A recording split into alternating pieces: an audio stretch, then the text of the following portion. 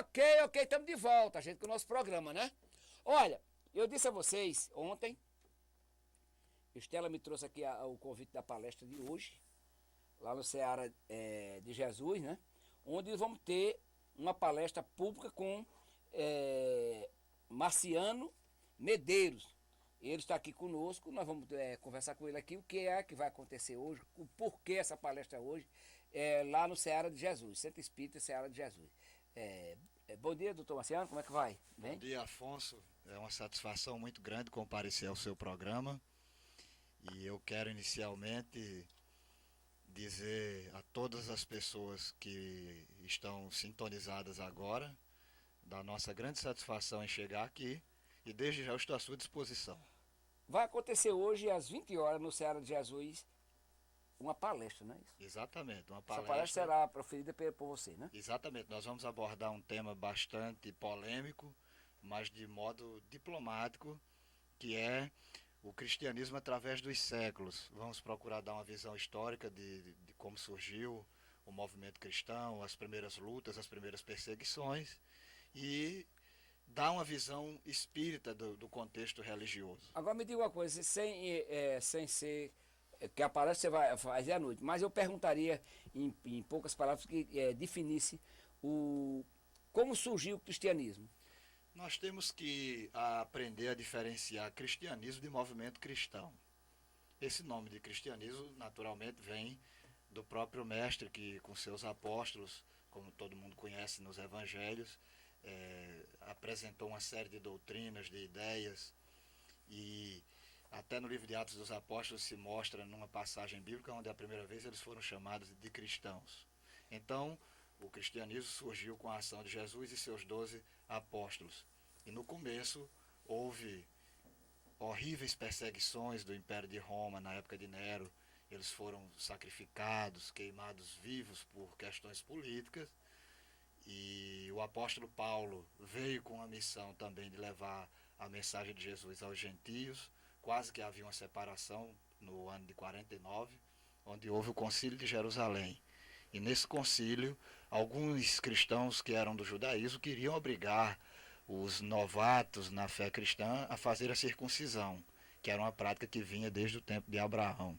E houve uma disputa, um debate entre os apóstolos, Pedro tendo um ponto de vista, Tiago, e Paulo defendendo exatamente os gentios, que eram aqueles povos considerados pagãos. Então, nesse momento, o jogo do movimento cristão foi definido, que os novatos, os neófitos no cristianismo, não precisariam de fazer a circuncisão. A partir daí o apóstolo Paulo desenvolveu toda uma ação missionária juntamente com outras pessoas, e o cristianismo se expandiu, como nós vamos entrar mais em detalhes à noite, na hora de pronunciar a nossa palestra no Grupo Espírita Seara de Jesus. Aí como a religião na visão espírita, as religiões na visão espírita, como é que você vê isso? A gente não temos nenhum tipo de sectarismo religioso. Kardec perguntou à espiritualidade qual era a melhor religião. E os espíritos disseram que a melhor religião é aquela que faz mais pessoas de bem e menos hipócritas. Então nós vemos as religiões como estradas. O judaísmo tinha 613 mandamentos e Jesus resumiu esses mandamentos a um só, que todo mundo sabe. O padre fala, o pastor protestante, amar a Deus sobre todas as coisas e ao próximo como a si mesmo. Então Jesus traz uma mentalidade de humildade, de amor ao próximo, de compreensão, de tolerância, de desapego às coisas terrenas.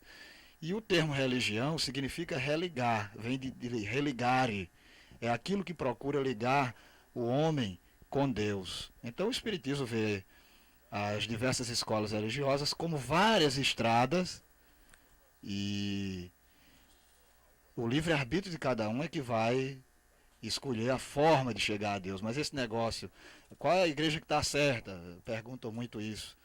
A igreja que está certa é aquela que ensina a prática do bem, do amor, da tolerância. A gente não deve concordar com alguns desorientados emocionais que aparecem por aí, com fanatismo, com exagero. Jesus nunca foi visto em praça pública gritando que Deus era bom. Ele era uma pessoa extremamente tranquilo, calmo, e passava uma paz de espírito muito grande para as pessoas. Hoje a gente vê muita gente, que assim, o católico, o evangélico, aquela coisa toda, eles não são adeptos do espiritismo, mas há uma visão diferenciada de muitos anos atrás, né? Que o espiritismo, o pessoal já tinha aquela coisa, distância. Hoje não, hoje há uma concepção muito boa, muito forte em todas as camadas da sociedade brasileira, não é isso? Graças ao esforço de verdadeiros bandeirantes da doutrina espírita.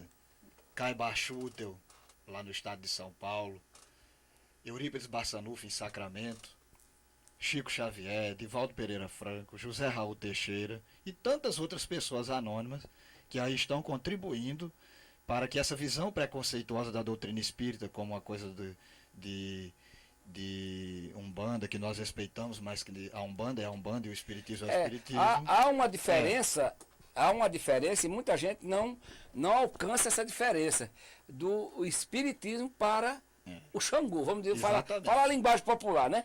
O espírita e o Xangô. Qual é a diferença que há entre os dois?